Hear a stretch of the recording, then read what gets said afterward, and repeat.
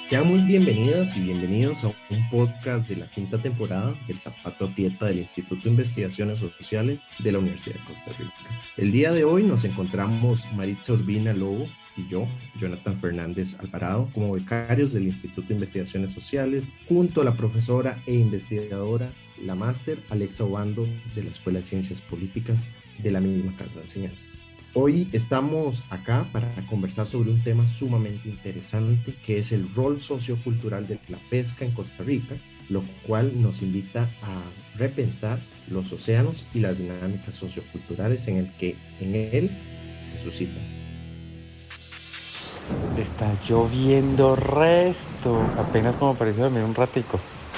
Dale, apurate. Poner el plástico a los sillones y ayúdame a levantar los muebles para que no se mojen.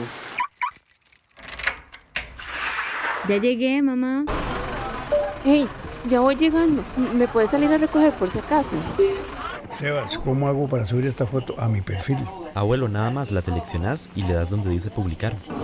Entonces, ¿a dónde vamos a pasar este fin de semana? Vamos a ver si estira la cobija con el turismo esta temporada baja.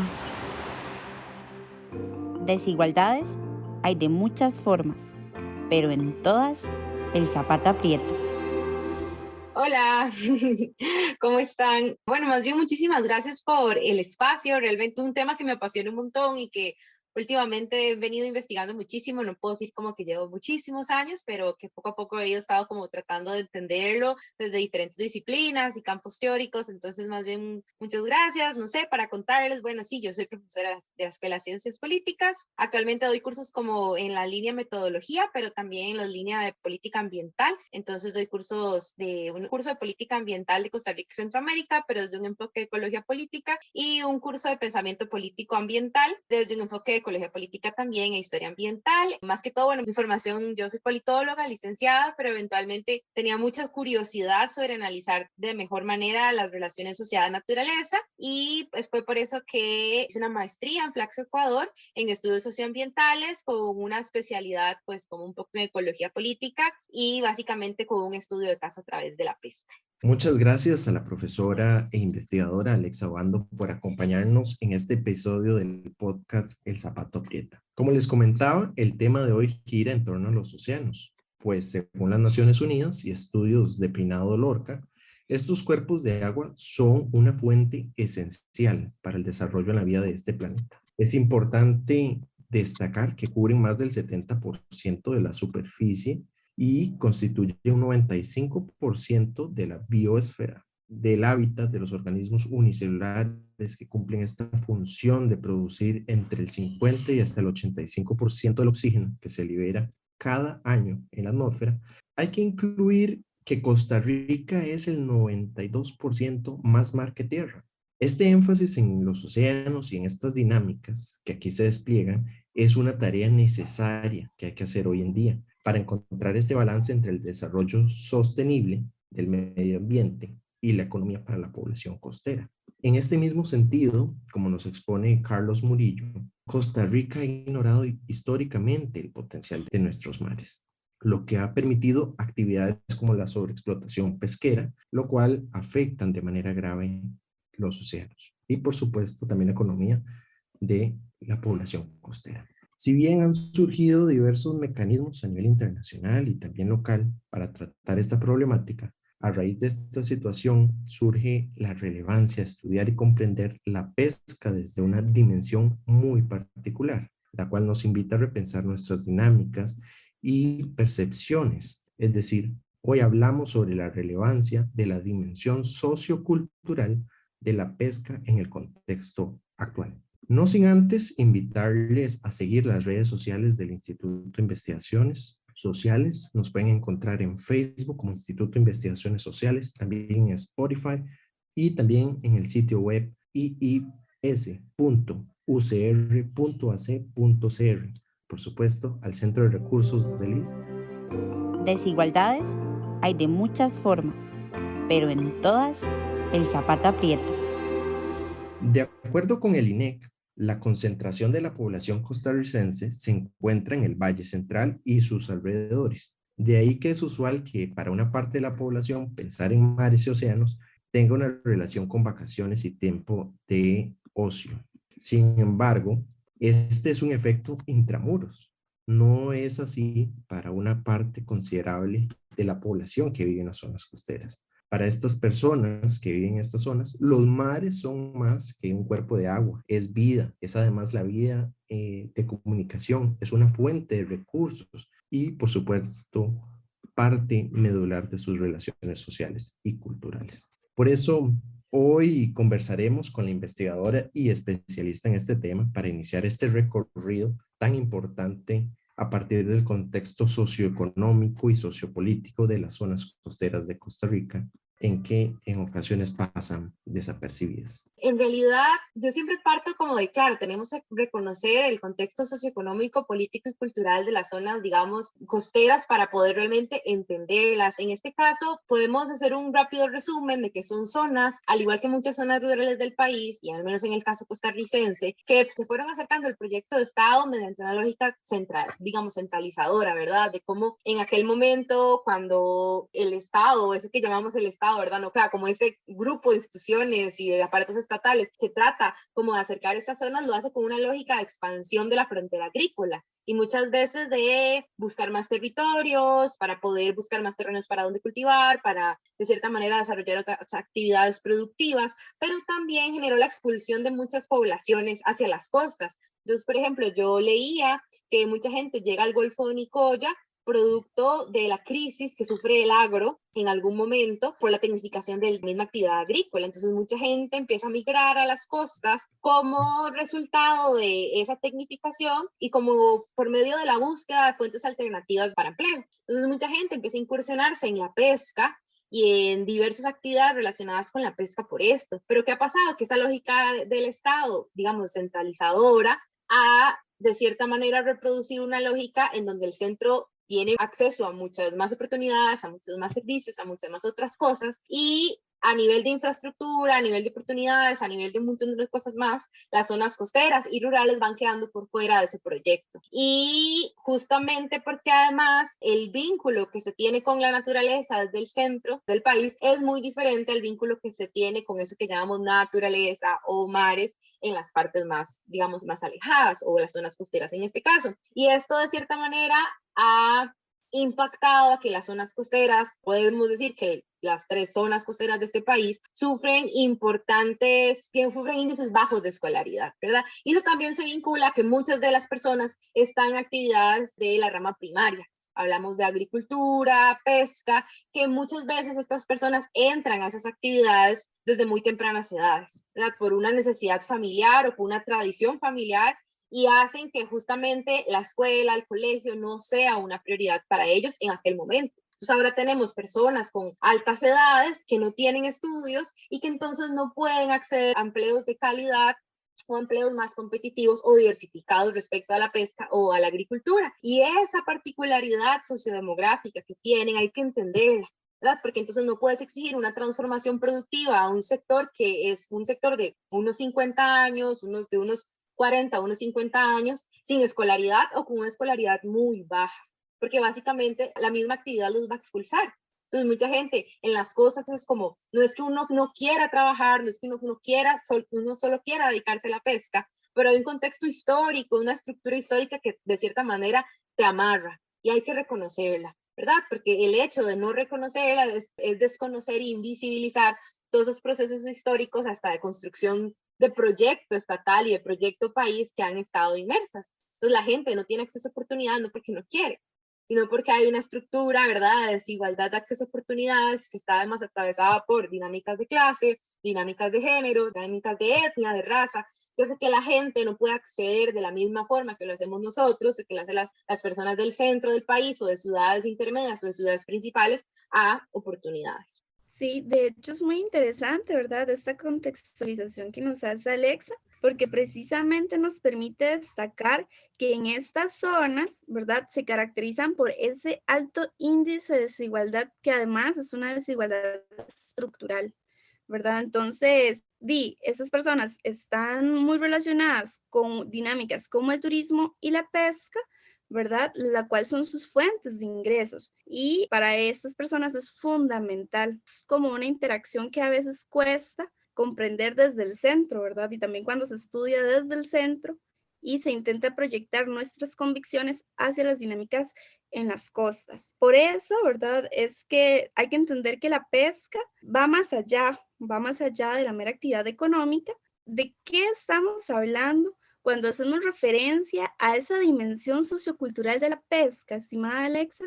Básicamente, siguiendo un poco con el argumento anterior, como estas personas, y no podemos decir las generaciones, bueno, podemos decir que un poco las generaciones de ahora, pero las generaciones pasadas, ¿verdad? De todo este proyecto que les vengo hablando, muchos empezaron a vincular a la pesca o actividades vinculadas a la pesca desde muy pequeños. Y no porque hubiera, o a veces sí había trabajo infantil, pero también porque sus papás y sus mamás no los podían dejar con nadie más, ¿verdad? Porque no había esa capacidad de tener una niñera. Entonces se los llevaban y esas personas además aprendían y crecían alrededor de esos oficios. Y básicamente el destino era seguir la tradición familiar. Yo veo a veces cuando desde muy pequeños se los llevan a andar en bote y que además resulta como, por ejemplo, con los niños resulta algo muy impresionante porque a veces que ellos quieren ser pescadores y ya obviamente cuando van creciendo la perspectiva va cambiando porque además es un trabajo muy duro, es un trabajo que es muy inestable, que no es tan reconocido por la sociedad, pero la dinámica sociocultural implica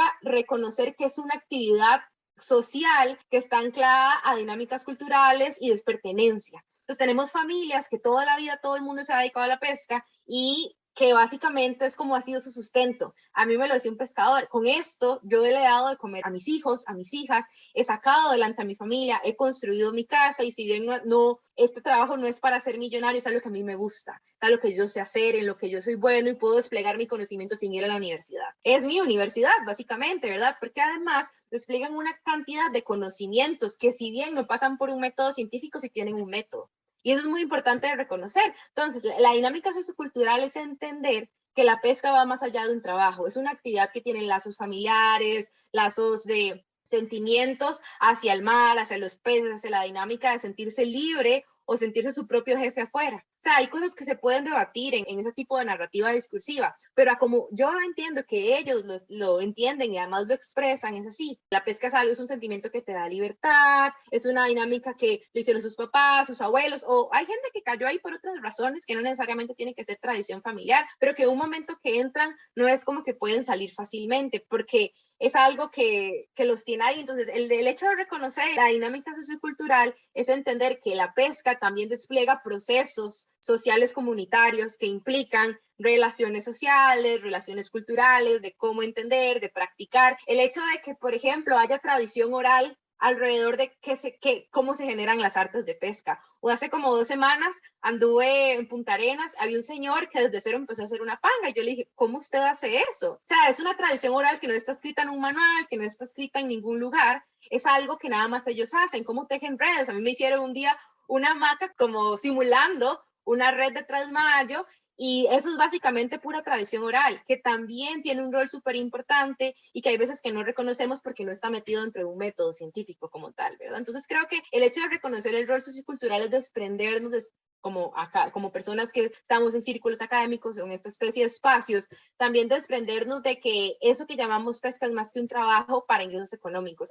A mí me lo han dicho. O sea, yo con la pesca yo sé que yo no voy a ser millonario, yo solo quiero sobrevivir y mantenerme y tener una vida digna nada más. Pero claro, en la lógica del centro estamos como muy acostumbrados a pensar que trabajamos porque queremos solo ganar dinero y eventualmente ser millonarios o tener la vida resuelta más adelante económicamente. Y la verdad es que el hecho de que hay mucha tradición oral, conocimiento que se transmite de generación en generación, hace que la dinámica cultural no se pueda omitir cuando hablamos de pesca. De hecho, en esta misma línea, el profesor Carlos Murillo, académico de la Escuela de Relaciones Internacionales de la Universidad Nacional, en su libro Costa Rica y el Derecho de Mar, él expone que el mar a lo largo de toda la historia de la humanidad, por lo menos en su concepción de Homo sapiens sapiens, ha cumplido un rol determinante en las actividades del individuo y la sociedad.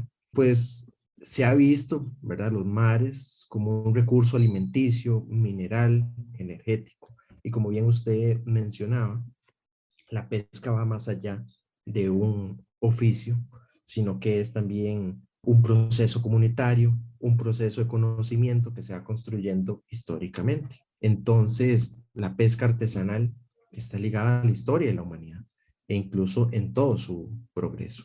Es un oficio milenario que no se puede tomar desapercibido si se busca comprender entonces las dinámicas sociales, entiéndase la economía, la política y por supuesto las leyes en torno a este tema. Yo considero que no se puede comprender entonces las estrategias políticas del mar sin tomar en cuenta esta actividad que va más allá de un aspecto económico.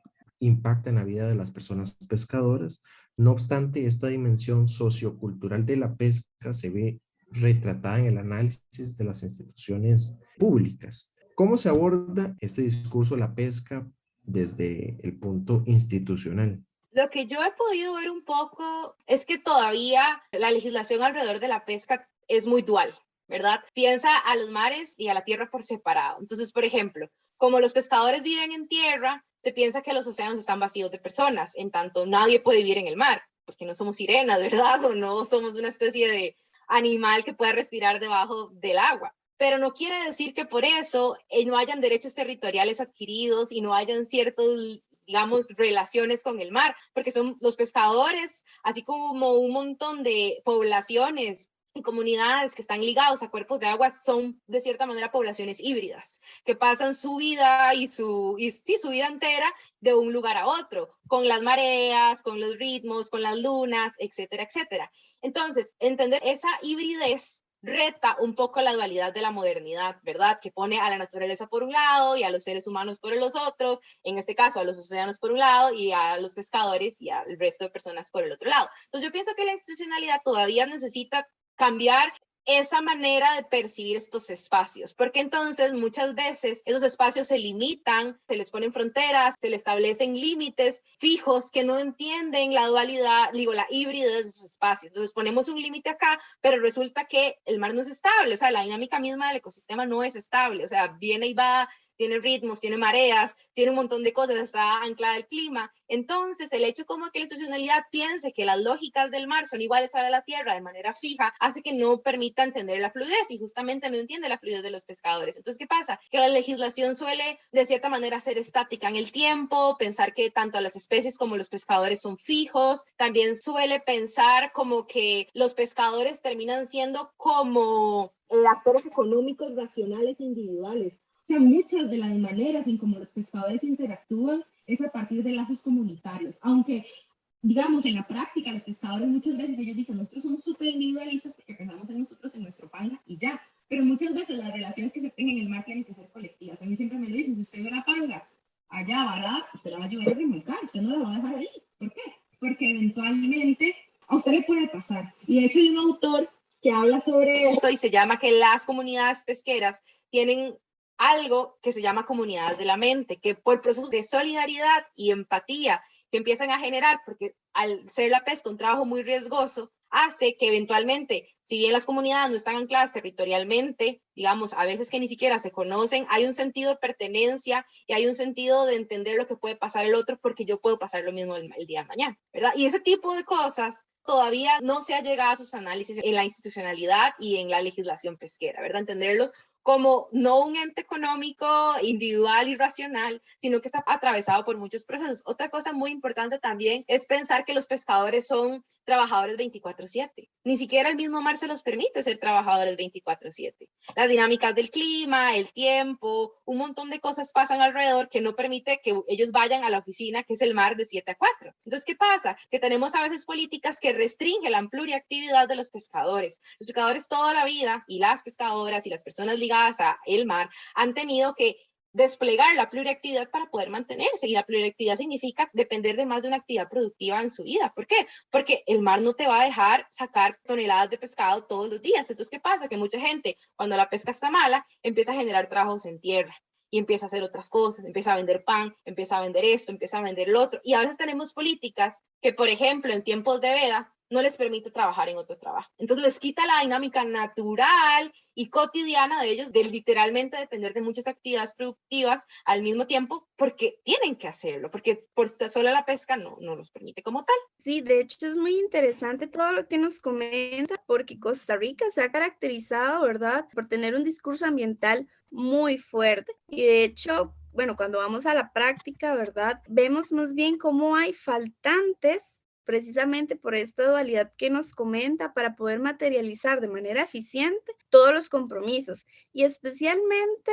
en la materia de pesca, ¿verdad? Porque a veces es complejo comprender esta dualidad, esta dimensión entre el espacio de los océanos, lo que pasa en la tierra y además desde una perspectiva que va desde el centro. Dentro de esto es importante ver, ¿verdad?, que, bueno, hay un papel muy preponderante de la cuestión económica.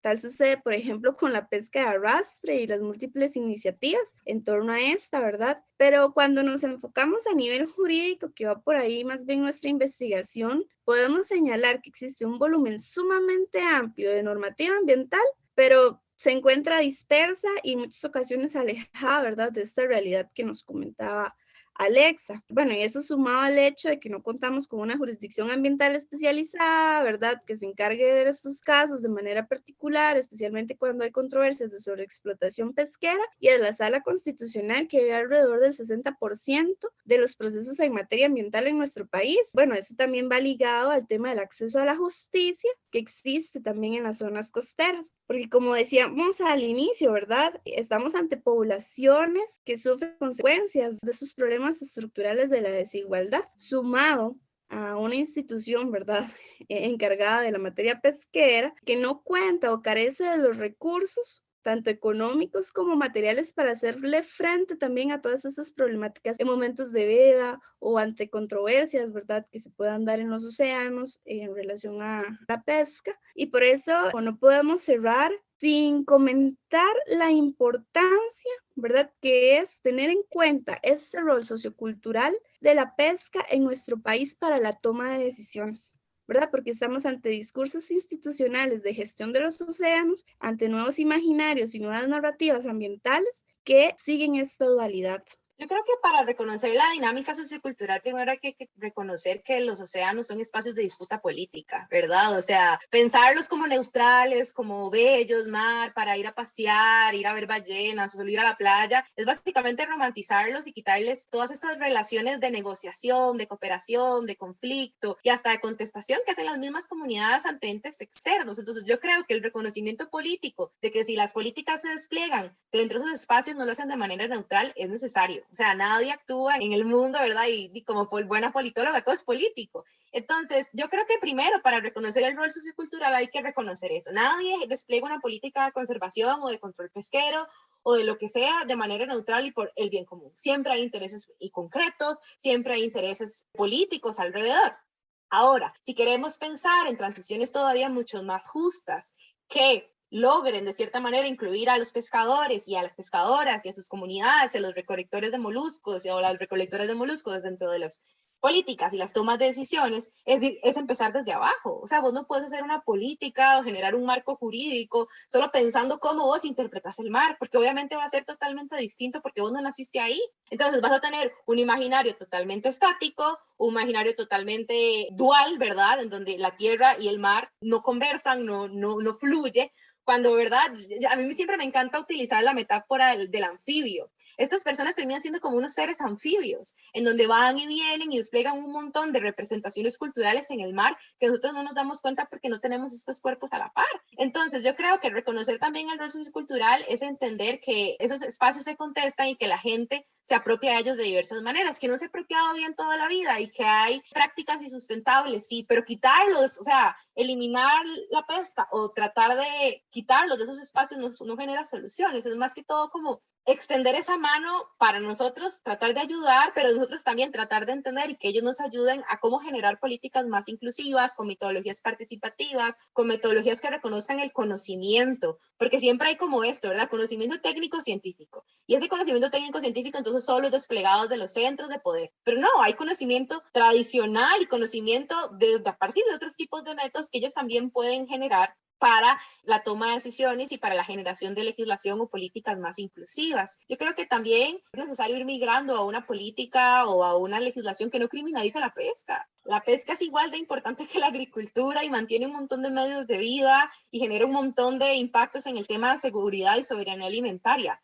Lo que pasa es que como no tenemos los entendimientos respecto a lo que significa el mar y lo que significa la pesca, creemos que todos son, no sé, una especie de criminales. Si vemos la ley de pesca-acuicultura, la ley de pesca-acuicultura es muy vieja ya, ¿verdad? Está muy desactualizada y casi que todo lo criminaliza como un delito y no es proporcional. Como hay veces como que las multas son básicamente muchísimo mayores de lo que puede ganar un pescador al mes, ¿verdad? El decomiso de todo. Entonces, el hecho de criminalizar se tiene que ir trascendiendo, porque al final, cuando criminalizamos un arte, cuando criminalizamos un sector, cuando criminalizamos una población, no estamos entendiendo que ellos no están partiendo nuestras mismas condiciones de privilegio, ¿verdad? A nivel de clase, a nivel de raza y hasta a nivel de género, donde las mujeres en la pesca son súper invisibilizadas, porque se piensa que como no capturan, muchas ya no hacen pesca, pero todas las labores de cuido, ¿verdad? De maternidad que hacen precaptura son tan esenciales como la captura misma, porque los hombres posiblemente no podrían salir a pescar si ellas no tuvieran en orden la casa de la familia. Entonces creo que es importante como ir hacia esa dirección. Sí, muchísimas gracias, estimada Alexa, por todo lo que hemos conversado, ¿verdad? En estos minutos, y también gracias a Jonathan por sus intervenciones. Fue un gusto, de verdad, conversar sobre este tema. También agradecemos al equipo del Instituto de Investigaciones Sociales y, por supuesto, le invitamos a seguir las redes sociales del Instituto de la Universidad de Costa Rica. Estamos en Facebook, nos encuentran como Instituto de Investigaciones Sociales, en Spotify y también en el sitio web del Instituto. Y, por supuesto, está el Centro de Recursos del IS y nos pueden escribir con dudas, consultas y comentarios. Fue un gusto compartir este espacio el día de hoy y nos encontraremos pronto.